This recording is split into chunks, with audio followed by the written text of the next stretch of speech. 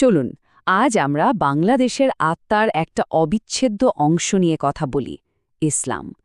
এটা শুধু একটা ধর্ম নয়, বরং হাজার বছরের ইতিহাস, সংস্কৃতি আর পরিচয়ের এক জীবন্ত গল্প। আসুন এই গভীর আর বহুমাত্রিক যাত্রায় প্রবেশ করা যাক। শুরুতেই একটা সংখ্যা দেখি, কেমন? 91.04%। এটা কিন্তু শুধু একটা ডেটা নয়।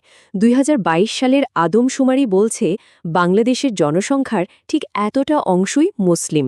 সংখ্যাটা বেশ জোরালো, তাই না?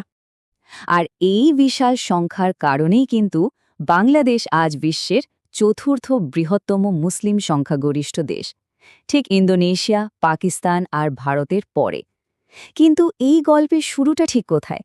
এর উত্তর খুঁজতে হলে আমাদের হাজার বছরেরও বেশি সময় পেছনে ফিরে যেতে হবে। অনেকেই ভাবেন যে বাংলায় ইসলামের ইতিহাস মানেই হল যুদ্ধ, সামরিক অভিযান, কিন্তু জানেন আসল গল্পটা কিন্তু একদমই অন্যরকম। প্রত্নতত্ত্ব আমাদের যা বলছে তা বিজয়ের অনেক আগের আর অনেক বেশি শান্তিপূর্ণ একটা কাহিনী। এই টাইমলাইনটা একটু ভালো করে দেখুন। একদিকে আমরা দেখছি 1204 সাল বখতিয়ার খলজির বাংলা বিজয়, এটাকে অনেকেই ইসলামের শুরু বলে ধরে নেন।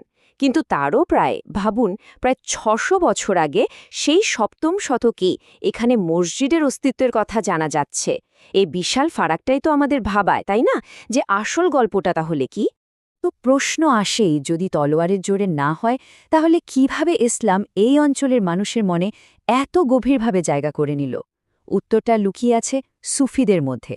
সুফিবাদ মানে ইসলামের সেই আধ্যাত্মিক ধারা যেটা কিনা সৃষ্টার সাথে একটা ব্যক্তিগত সংযোগের কথা বলে। এই সুফি সাধকেরাই ছিলেন এই অঞ্চলে ইসলামের প্রথম দূত। এই যে সুফি সাধক আর আরব বণিকরা, তারা কিন্তু ধর্মটা চাপিয়ে দেননি, বরং তারা খুব ইন্টারেস্টিং একটা কাজ করেছিলেন। তারা স্থানীয় মানুষের বিশ্বাস, তাদের রীতিনীতি, তাদের লোককথার সাথে ইসলামের মূল বাণীটাকে মিলিয়ে দিয়েছিলেন। আর এই শান্তিপূর্ণ মেলবন্ধনের ফলেই কিন্তু একটা ইউনিক, একটা স্বতন্ত্র বাঙালি মুসলিম সংস্কৃতি গড়ে উঠেছে, যা আজও আমরা দেখি। তো এই যে হাজার বছরের বিশ্বাস, এর ছাপ কি শুধু মানুষের মনেই পড়েছে? না, এর বাস্তব প্রমাণ ছড়িয়ে আছে পুরো বাংলা জুড়ে, স্থাপত্যে, শিল্পে, সাহিত্যে। চলুন এবার সেই নিদর্শনগুলো একটু ঘুরে দেখি। বাংলার আনাচে কানাচে ছড়িয়ে আছে এই ইতিহাসের সাক্ষী। ধরুন পঞ্চদশ শতকের 60 গম্বুজ মসজিদের কথা, কি বিশাল তার গঠন। আবার ধরুন ষোড়শ শতকের বাঘা মসজিদের কথা, তার পোড়ামাটির কারুকাজ দেখলে অবাক হতে হয়। কিংবা ঢাকার মুঘল আমলের মসজিদগুলো, এগুলো শুধু ইবাদতের জায়গায় নয়, এগুলো ইসলামিক শিল্পকলার এক একটা বাঙালি সংস্করণ। শুধু ইট পাথরেই নয়, এই মেলবন্ধনটা কিন্তু মিশে গেছে বাংলার ভাষাতেও, সাহিত্যেও। যেমন পুঁথি সাহিত্যের কথা ভাবুন, সেখানে ইসলামিক বীরদের গল্প বলা হচ্ছে, কিন্তু সুরটা একদম খাঁটি বাংলার লোককথার। এভাবেই ইসলাম ধীরে ধীরে আমাদের নিজস্ব সাহিত্যিক ঐতিহ্যের একটা অংশ হয়ে উঠেছে। আচ্ছা, তো আজকে দিনে বাংলাদেশে ইসলামের চিত্রটা ঠিক কেমন?